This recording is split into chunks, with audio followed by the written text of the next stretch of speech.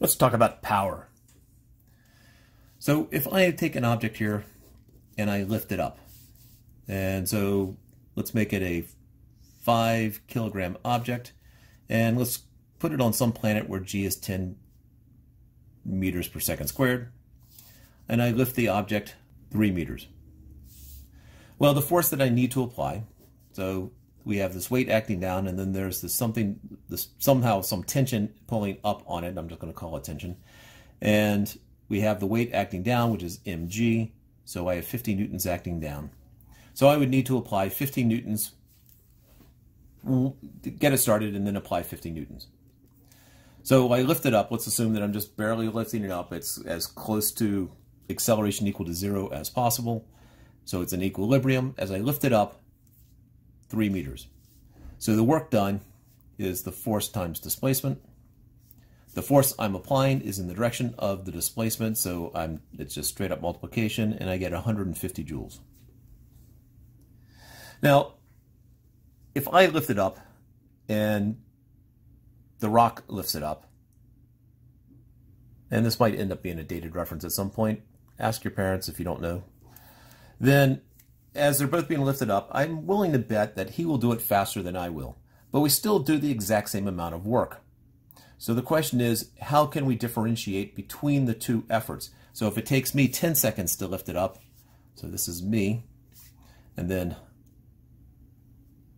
the rock, and he does it in 2 seconds, obviously that's more impressive for him to do it than it is for me to do it. So the way that we distinguish between these two efforts is power.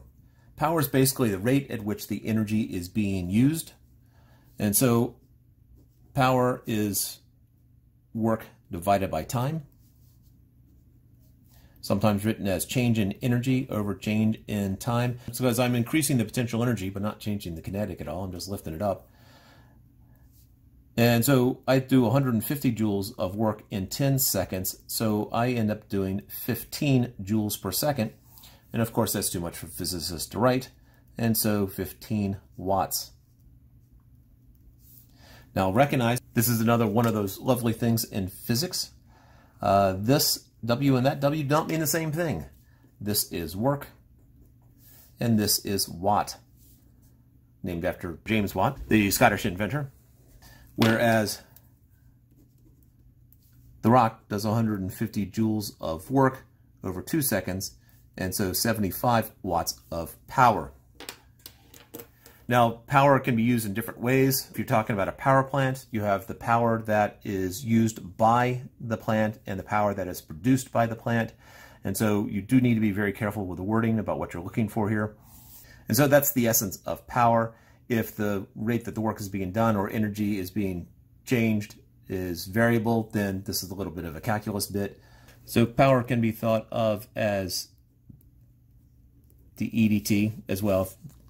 So power can also be thought at the rate at which energy is being transferred or burned, or the rate at which work is being done. I know that work is the integral of F dot D X, R, S, whatever letter you happen to be using. I'll just use R for right now. And so dW is equal to F dot dr. So this can be then F dot dr dt, which is F dot dr dt, which is just the force times the velocity.